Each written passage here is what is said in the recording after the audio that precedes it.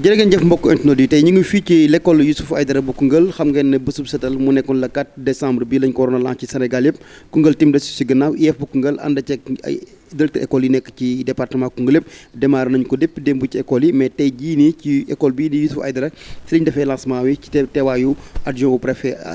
Pape Ablaye Ba ak kilifa yu bëri ñëw teew ku ci mel ni Souleymane Mboup premier adjoint au maire ak deuxième adjoint au maire Daouda Diallo ak yeneen kilifa yoo xam ne fekkee nañ mbir mi ñu lancé ko ci kanamu élèves yi xam ne ñoo ñëwoon teew jeekoo ci école yi xam ne ñoo nekk ci commune bu Koungheul mu nekk nag bés bu am solo boo xam ne lancé nañ ko fii ci Koungheul mais nag liñ ci gën a seetlu mooy que ne dénkaan nañ élèves yi pour ñu mën a sensibiliser seen parents yi ci xam ne set dafa am njëriñ te école bi di école Youssouf Aïdara mbalaj même fay tuur ñu bàyyi ko ngeen topp ñi rek lépp la fa teewee ci ay wax ñu indi leen ko mais tim balaa loolu tim demoon nañ ci yeneen école yi nekk ci commune Koungheul yëpp jëlee fa ay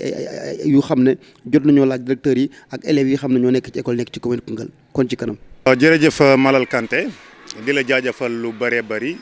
di rafetlu aussi ñëw bi nga xam ne yéen da ngeen fi ñëw ci ndigalu inspecteur Mamadou Omar Gueye mi nga xam ne moom moo jiite lépp luy éducation fii ci Koungheul donc su ngeen choisir école 4 ñëw fi vraiment pour wane liggéey boo xam ne bii ñi ngi fi doon def dañ ciy rafetlu bu baax a baax bu loolu passé vraiment on salue l'initiative parce que vraiment avant tout c'est la santé donc li ñuy wax rek nit ki mënta réussir addunaam nit ki mënta wér te setut donc bu fekkente ne ñun dañuy jàngale vraiment ñi ñëw fekk si ñu si loolu li nga xam ne lii dañ koy jàngale parce que boo ne éducation mooy yar xale boo ne éducation mooy jubbante xale boo ne éducation mooy joxe les bonnes manières gone gi donc suñu jëlee tey journée tey bi ici à l'école 4 vraiment choisir ne dañuy def setal c'est une belle initiative donc vraiment dañ koy rafetlu bu baax a baax a baax a baax a baax. waaw effectivement comme ni nga ko waxee woon daaw jéeg on avait initié par décret le président de la République avait initié cela samedi bu njëkk ci mois bi ñi def setal mais dañ ko commencé rek automatiquement Covid bi ñëwee ñi arrêté ko ren nag inspecteur daf ko def yëfi boppam parce que ren on avait une réunion mais daf ci insister comme quoi la propreté dans l'école dafa nekk loo xam ne lii dootu ma permettre sax benn directeur boo xam ne bi da koy sàggane donc ren bu ñu defee lancement bi ñu gis ne vraiment c'est un lancement vraiment boo xam ne bi dafa réussir du début jusqu'à la fin dañ koy rafetlu te aussi di inviter toutes les écoles du département toutes les écoles du Sénégal ñi jël initiative bi bu ñu ko mënta def tous les 15 jours aussi 20 jours yu ne vraiment ñi organiser benn journée de setal vraiment setal école bi setal environnement bi setal alentour école bi de telle sorte que gone yi fiy jàngee dinañ vraiment épanouir mais aussi gano yi fiy jàngee dinañ leen mën a rassurer du côté de la santé. waaw foofu aussi dama bëggoon vraiment avec l'appui de la mairie ñu dugal ci seen loxo y a de cela 3 ans 4 ans daanañ def 15 jours yu ne seen oto bi wër ramasser mbal yi vider poubelle yi mais depuis 2 ans ngi nii la mairie defu ci dara mais aussi écoles yi dañu soxla matériel parce que tey ku ne mbalit vraiment ne ay gants ku ne mbalit ne ay râteau ku ne mbalit ne ay brouette démb journée ci ngoon bi yëpp maa fi nekkoon doon defal ay râteau bu ngeen xoolee am na ay râteau yoo xam ne ñu ngi fi démb maa fi doon defal ay râteau mais amuñu brouette mais amuñ aussi matériel bu nga xam ne bi tey bu ñu buubee mbalit mi war nañ ko mën a jëfandikoo bien vrai que y a des poubelles mais poubelles yi doyut suñu buubee mbalit mi fan lañ ko war a tuur ci ginnaaw école bi rek lañ ko mën a tuur lakk ko saxaar si aussi vraiment y a des risques donc côté boobu daal bu ñu fa mairie mënoon a jàppale wax dëgg yàlla di indi seen oto yi bu ñu balee ba pare ñi tuur ko comme journée bu mel nii ñoom it ñu organiser de telle sorte que jour boobu dañuy mettre à la disposition des écoles des véhicules pour ñu mën a transporter mbalit mi yóbbu ko ci àll bi moo doon gën parce que bu école bi setee alentour bi setul aussi amul njëriñ donc foofu daal laa bëggoon a wax. waaw effectivement cette année nag dañ koy def cheval de bataille ñun au sein de l'école 4 à l'intérieur de l'école 4 incha allahu tous les 20 jours suñ ko mënta def tous les 15 jours tous les 20 jours on va organiser une journée de setal vraiment pour rendre l'école vraiment attirante pour rendre l'école vraiment accueillante donc loolu daal vraiment mooy sunu mbébét di wax ne rek vraiment initiative bi ñu ngi koy rafetlu di ci gërëm inspecteur départemental Mamadou Oumar Gueye initiative bi bu mu ko bàyyi initiative bi vraiment na koy sanctionner positivement mais aussi na koy sanctionner négativement bu fekkente ne il a constaté que y a des écoles qui font vraiment le travail parfaitement war na leen a mën a sanctionner positivement mais bu fekkente ne aussi am na ñoo xam ne ñi vraiment toppuñ vraiment ligne de conduite bi mu teg ci cet gi ci école bi war na leen a mën a sanctionner négativement. Moussa Sène, directeur adjoint de l'école Babacar Ndao. Voilà, donc aujourd'hui, le 3 décembre 2021, est consacré à Bésub Setal Tay. Bésub Setal. Voilà, Bésub Setal. Voilà, donc comme vous voyez, on a reçu des instructions venant de l'IEF et nous sommes en train de les exécuter. Vous voyez, les enfants sont en train de balayer la cour de l'école et les alentours. Mu nekk loo xamante ni lu am solo la ndaxte propreté hygiène mën nañ ni moo yor nit propreté bu ñu ko waxee mooy wàllum cet nag buñ ko ni ci nit ñi lañ ko gën a séentoo waaye cet bokk na ci itam lépp luy dund daal dafa war a set même bërëb bi ñu nekk itam dafa war a set. mooy ñun suñu environnement fii la mooy école bi daanaka mooy suñu kër moo tax tey jii ñu nekk di bale cour bi di nettoyer toilettes yi ak rebooru école bi initiative bu baax la ñu war ko pérenniser parce que wax naa ko léegi cet mooy yor dundu doomu aadama bërëb bu setul rek jàngoro daf fay yomb dugg te jàngoro bu duggee rek feebar daal di dugg te feebar bu la dalee mën na la lor. waaw kooku ñun sax waruñu xaar instruction yooyu noonu jógee IEF mooy comme ni ma la ko waxee rek cet dafa bokk ci dundu doomu aadama donc waruñu xaar sax ñu naan ñu def leen ñun dañu war xam ni lii lu bokk la si ñun chaque fin de semaine wala mercredi wala vendredi ñu génnee élèves yi ñu nettoyer surtout les toilettes xam nga école bi gis nga ni mu toll une école de 616 élèves école bu mag la. kon donc war ñuy bàyyandiku tout le temps war nañuy nettoyer dafa war a am suivi nag waaw dañu war nag di ko def parce que hygiène nekkul loo xamante ne rek da nga koy def da ngay ñëw rek daal nettoyer daal di bàyyi hygiène mooy loo xamante ne dafa dëkk ak yow dafa nekk ak yow da nga koy def di ko defaat di ko defaat di bale di nettoyer di fomp bu taxee nga defaraat quoi looloo tax lu ñu war a pérenniser la en tout cas on est en phase avec l'IEF. waaw jumtukaay yi waaw am nañ ay jumtukaay gis nga booy râteau yi ñu yor ak pelle yi si début d'année bi lañ ko jënd ak brouette yi ngay gis nii booy yor si début d'année bi lañ ko jënd jàppale nañu bu baax nag te xam naa ni di profito aussi itam di gërëm suñu CGE bi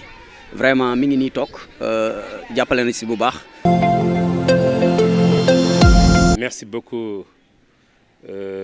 Khibaaru Bambouk de m'avoir donné la parole ici à l'école El Hadji Alioune Diop. L'initiative vraiment de l'IEF est très salutaire car c'est pour nous permettre aussi de maintenir nos locaux propres, nos écoles propres, nos classes propres, nos toilettes propres. Et je crois que cet acte-là ne va pas s'arrêter là. On va vraiment le continuer. Continuer, n'est-ce pas, sur ce dynamisme. Parce que, bien vrai que l'école est vieille, datant de 1934, ça ne va pas dire que nous allons, n'est-ce pas, nous laisser abattre ou bien rester comme ça, les bras croisés. Nous allons travailler de synergie avec l'équipe pédagogique, avec le CGE et l'ensemble des élèves, maintenir ces locaux-là propres. Et nous allons continuer. Merci vraiment de cette initiative. Résultat attendu, c'est tout simplement vraiment que cette communauté éducative, les élèves qui sont là, qu'ils soient en très bonne santé, l'équipe pédagogique aussi, qu'ils soient aussi, les membres de cette équipe soient en très bonne santé. Bien sûr, un accompagnement, parce que nous avons besoin aussi des intrants, nous avons besoin de matériel et nous avons besoin vraiment d'un soutien, d'un accompagnement aussi. Vraiment, qu'ils soient là, ce serait très bien pour nous pousser davantage, pour nous encourager. Parce que aussi quand les enfants voient l'autorité supérieure, l'autorité, n'est-ce pas, de cette ville, en l'occurrence le préfet, le magistrat de cette ville, le maire et les autres, je crois que les enfants vont dire aussi pourquoi pas nous allons faire pour cette ville, nous allons faire pour cette école. nous allons faire vraiment satisfaire aussi vraiment les autorités. Ousmane Ngom, je suis le président du CGE de l'école El Hadj Alioune Diop, plus connu sous le nom de l'école 1. Bon, on est très satisfait de cette journée, la journée de propreté et de l'hygiène. Ça fait partie de notre vie quotidienne. Nous sommes très contents de cette initiative qui nous vient direct de nos autorités. Nous remercions tout d'abord le préfet et l'inspecteur départemental qui sont là, le maire, toutes les collectivités locales qui nous accompagnent. On est vraiment très satisfaits pour que cette initiative-là soit pérenne, que cette initiative soit pérenne. Il faut qu'on le pérennise. Mais nous n'avons pas suffisamment de moyens. Bon, je pense qu'il y a eu un moyen d'accompagnement, comme vient de le dire le directeur. Je pense qu'il y aura des pelles, des brouettes. Et en plus, si la mairie peut nous venir en appointe avec leur véhicule, leur bennes là, pour qu'on puisse évacuer les ordures hors de l'école, ça sera mieux. Ça, c'est formidable. Ce n'est pas la santé seulement des enfants. Les enfants sont en ligne de mire. Les enfants sont les fers de lance parce qu'ils sont en contact direct avec l'école. Mais les enseignants, la communauté, parce que les enfants, quand ils quittent l'école, ils vont aller vers la communauté. Ils vont aller chez eux, ils vont rejoindre leurs parents. Et s'ils ne sont pas propres, si l'hygiène n'est pas parfaite, là, ils peuvent contaminer, ils peuvent gober des virus ou des bactéries qu'ils pourront amener à la maison, au niveau de la communauté. Donc nous, notre seul point, ce que nous combattons, c'est qu'ils soient en très bonne santé et qu'on a un environnement propre, un esprit sain dans un corps sain. C'est ce que nous demandons. Je vous remercie. Merci beaucoup. Sur instruction de M. le ministre de l'Éducation nationale, pour la participation des écoles aux journées de nettoiement Bessoub Setal, nous sommes venus sous la présidence et l'autre effective de M. le préfet du département de Koungheul, l'adjoint au préfet M. Pape Abdoulaye Ba, accompagné du secrétaire général de l'inspection de l'éducation et de la formation M. Ousseynou Sow, de l'adjudant-chef, commandant de la brigade de gendarmerie territoriale, adjudant-chef Ansoumane Diémé. Nous avons aussi le commandant du centre de secours et d'incendie, adjudant-chef Djedjou, chef de service départemental de la jeunesse, représenté par M. Touré. Nous avons aussi le président départemental des parents d'élèves, M. Mourou Gueye. Nous avons tout le bureau municipal qui est presque là. Le premier adjoint au maire de la commune de Koungheul, M. Souleymane Boub. Nous avons aussi le deuxième adjoint au maire de Koungheul, M. Daouda Diallo. Nous avons le président du collectif des directeurs d'école, CODEC, Moudou Moustapha Sall. Nous avons aussi le président du collectif des chefs d'établissement, M. Ibrahim Sy, ici présent. Nous avons les délégués de quartier de campement, M. Douane Diallo, et de Kounguelville, qui polarisent cette école, M. Amad Thion et M. Diallo. Nous avons aussi la présence du secrétaire municipal de la commune de Koungheul, M. Cheikh Abdou Khader Diakhaté. Mais nous avons été accueillis par l'école d'accueil, excusez-moi de la répétition, le directeur, M. El Hadj Diop, ici présent, le président du CGE, Ibrahim Biram Faye, et tout le personnel de l'école de Youssouf Aïdara, le président du gouvernement scolaire de l'école Youssouf Aïdara et tous les élèves. Aussi saluer et remercier encore la présence de la presse locale, Khibarou Bambou, qui a toujours répondu à nos attentes et à nos préoccupations. Merci encore une fois, Khibarou Bambou. Sans plus tarder, nous allons devoir donner la parole sur instruction de M. le préfet du département de Koungheul à M. le président du gouvernement scolaire de l'école Youssouf Aïdara. Monsieur le président, vous avez la parole. L'inspecteur, monsieur le délégué du quartier, monsieur le président du CGE, chers parents et honorables invités, permettez-moi d'abord de vous souhaiter la bienvenue dans notre école et merci d'avoir choisi notre établissement pour abriter la journée de nettoyage. Notre école par voie remercie toutes les autorités et les parents de la présence massive car ils n'ont ménagé aucun effort pour la réussite de cet événement. Merci de votre attention. Monsieur le préfet du département de Koungheul, monsieur le maire de la commune, monsieur l'inspecteur de l'éducation et de la formation, monsieur le président du CGE, monsieur le président de l'association des parents d'élèves, madame la présidente des mères d'élèves, monsieur le président du gouvernement scolaire,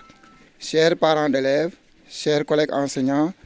chers élèves, honorables invités. Nous nous sommes réunis aujourd'hui ce samedi 4 décembre 2021 à l'école Youssouf Aïdara connu sous le nom de Koungheul 6 campement pour la journée de nettoiement Bessoub Setal. Conformément aux orientations contenues dans les lettres référenciées,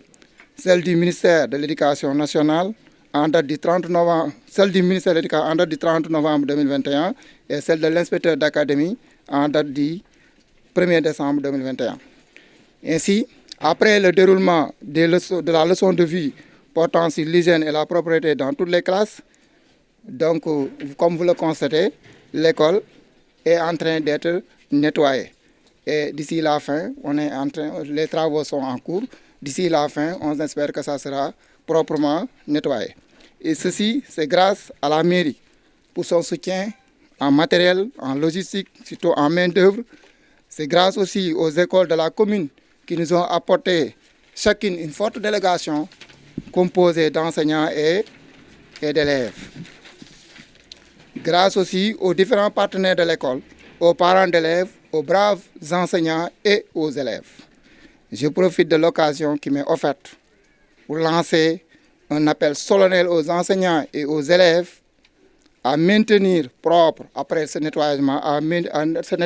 à maintenir propre les lieux en mettant en place dans chaque classe un dispositif de ramassage et de collecte systématique des ordures.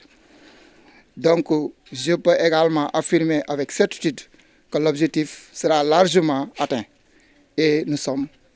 je peux même dire, nous serons très satisfaits à la fin de ces travaux.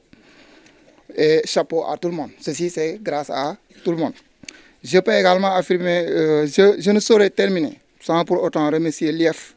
qui a eu l'idée de mettre le focus sur l'école 6 qui en avait besoin vu la situation que nous avons retrouvée cette année-ci. Nos remerciements vont aussi à l'endroit de la municipalité, du CGE, de l'équipe pédagogique, des parents d'élèves qui n'ont ménagé aucun effort pour la réussite de cette journée. Enfin, je souhaite, à la fin des travaux, je souhaite un bon retour à vos foyers et un excellent week-end. Merci de votre aimable attention. Nous remercions monsieur le préfet, de remercier maire, inspecteur, enseignants et yeneen école yi fi ñëw yëpp pour jàppale école 6 si nettoiement bi di wax na météo na trop parce que bu mu njëkk parents d'élèves yi was lañu si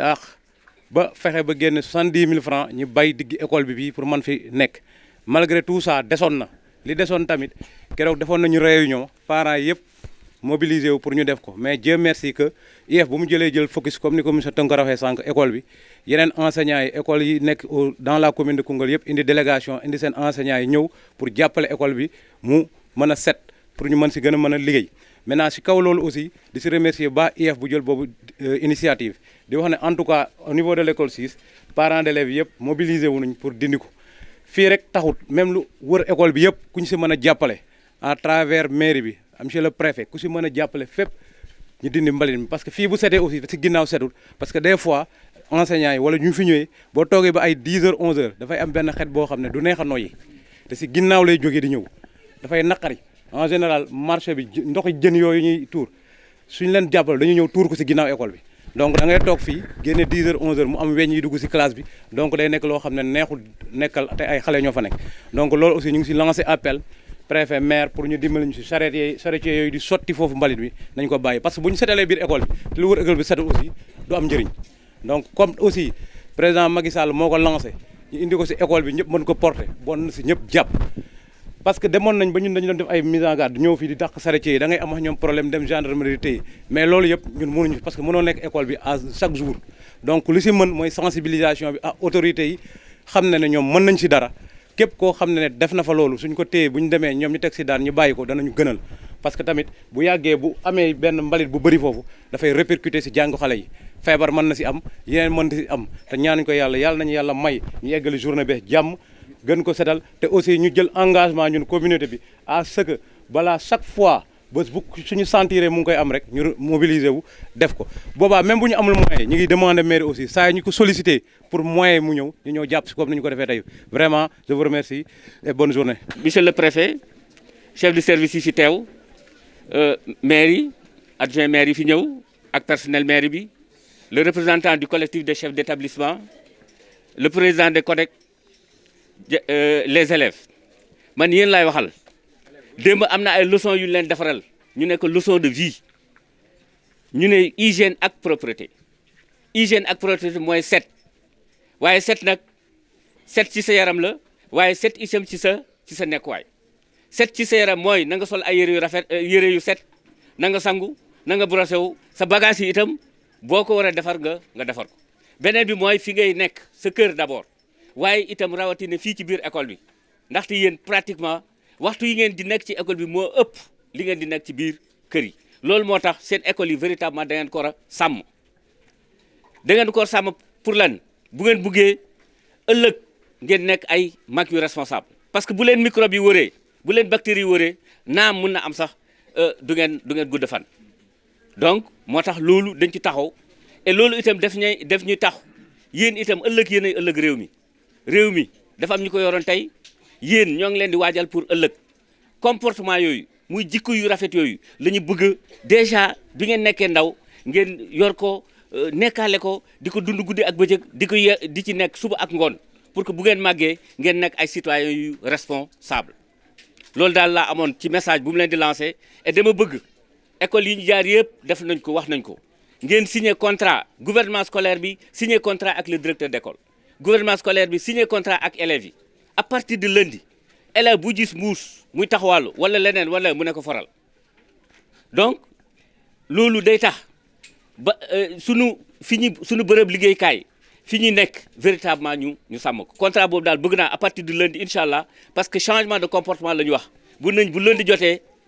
élève bu gis kayit ci biir école bi bu gis mbuus ci biir école bi wala bu gis leneen loo xam ne ni warul nekk ci biir école bi warul nekk ci biir classe bi mu for ko donc kaddu yooyu laa amoon may gërëm ñëpp nag di gërëm jàngalekat yi ci seen mobilisation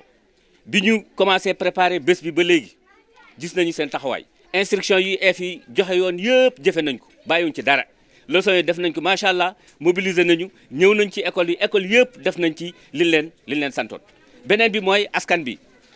bi muy CG yi école yëpp CG yi ñëw nañu foofu fekk nañu leçon de vie yi ñëw nañu indi seen matériel véritablement jàppale xale yi pour ñu seetal école yi fi may daanele mooy la mairie ñoom itam gàcce ngaalama parce que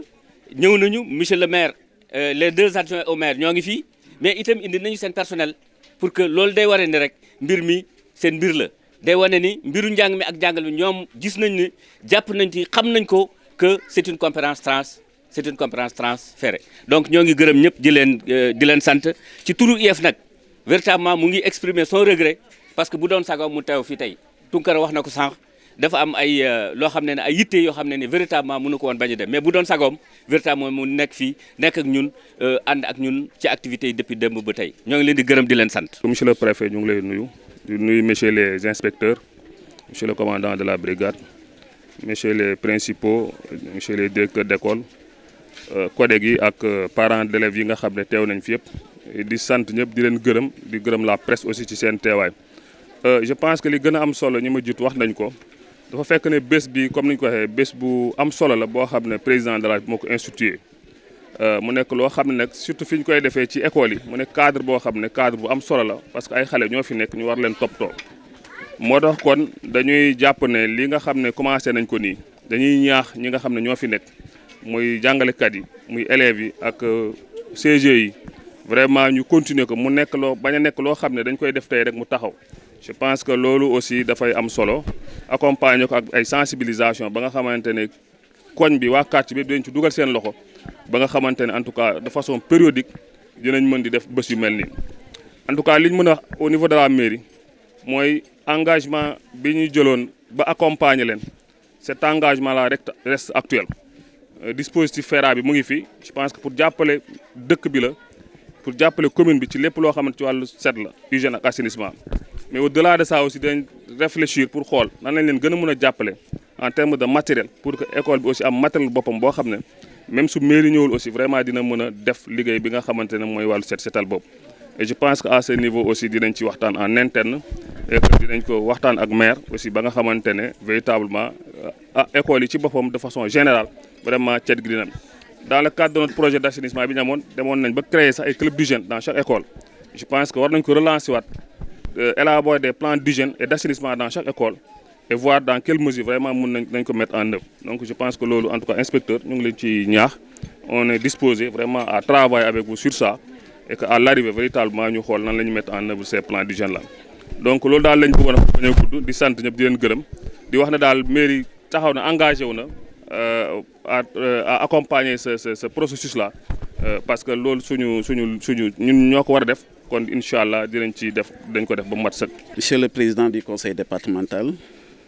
monsieur le maire de la commune de Koungheul, monsieur le chef de service et membres de la délégation, monsieur le directeur de l'école, chers élèves et chères populations. Après 2 ans de pause à cause de la Covid-19, nous revoilà en train de lancer la reprise des journées de propreté initiées par le chef de l'État, son Excellence le Président de la République. Le choix de cette école pour lancer ces journées n'est pas du tout fortuit, car nous constatons tous que cette école se trouve dans un environnement très insalubre, entouré par des dépotoirs d'ordures. À cet effet, j'interpelle la conscience des populations environnantes pour qu'elles prennent conscience que cette situation menace gravement la santé des enfants, particulièrement les élèves. On l'a dit tout à l'heure, quelqu'un l'a dit, l'école appartient à la communauté. C'est l'école de la communauté. C'est l'école de nous tous. Un lieu de quête de savoir et de connaissance. Nous devons la protéger et la rendre accueillante. La tenue de cette activité contribuera sûrement à relever le niveau de conscience citoyenne et civique des enfants, je veux dire les élèves. C'est pourquoi, chers élèves, je vous interpelle vous aussi à faire de votre école la plus belle de la commune. Chacun de vous doit porter un message. Je pense que vous êtes les meilleurs messagers, vous êtes les meilleurs relais. De porter un message auprès de votre famille et de vos parents. Quel message porter à cette famille, à ses parents? Cessez de faire de notre école un dépotoir d'ordures et pensez à notre santé. Dama si ñëwaat mooy ku si nekk si yéen bu delloo ci kër ga gannaaw bu ngeen liggéeyee ba pare nettoyer seen école ba mu set su ngeen delloo ci kër ga ku ci nekk si yéen na wax ak waajuram na wax ak parent am na wax ak famille am na wax ak délégué de quartier am délégué yaa ngi fi nettoyer ngeen seen école ba mu set nettoyer ngeen seen environnement école ba mu set ñan ñooy tuur ci école bi mooy ñu dëkk si koñ bi désormais su ngeen delloo ci kër ya ku ci nekk si yéen bu taxawee ne maman suñ école bi kat kenn waratu fa tuur mbalit délégué quartier suñ école kenn waratu fa tuur mbalit ngeen porter ce combat ñëpp danañ bàyyi tuur mbalit fii et je pense que c'est pourquoi je vous demande d'être les meilleurs messagers, d'être des messagers auprès de vos parents et auprès de vos familles. Sur ces mots, je remercie tout le monde. Féliciter le directeur d'école, les élèves et particulièrement l'inspecteur pour la grande mobilisation de cette matinée. Sur ces mots, je déclare lancer les journées de propreté dans le département de Koungheul. Et je vous remercie de votre attention. moo nekkoon nag bésub setal ci Koungheul mu nekk journée boo xam ne am na réussite totale mën nañ ko wax parce que ku dégg IEF nu mu waxee kontaante bi mu ci am muy Mamadou Omar Gueye que ne école yëpp respecté nañ ko enseignants yi respecté nañ mbir mi ñëpp génn nañ parents yi tamit ñëw nañ jàpp ci mais tamit mairie bi Koungheul day ci gannaaw ak équipe bu mag bi mu envoyé muy FERA ñu ñëw jàpp ci liggéey bi ba école yëpp set message bi ñu lancé nag mooy que ne lii na nekk loo xam ne luy continuer la chaque mois war na am ci département Koungheul ñuy choisir benn école dem fa setal ko mais tamit chaque jour na ko élèves yi ak parents d'élèves yi def seen yitte lii la ñu jëloon ci école Youssouf Aïdara jërë ngeen jëf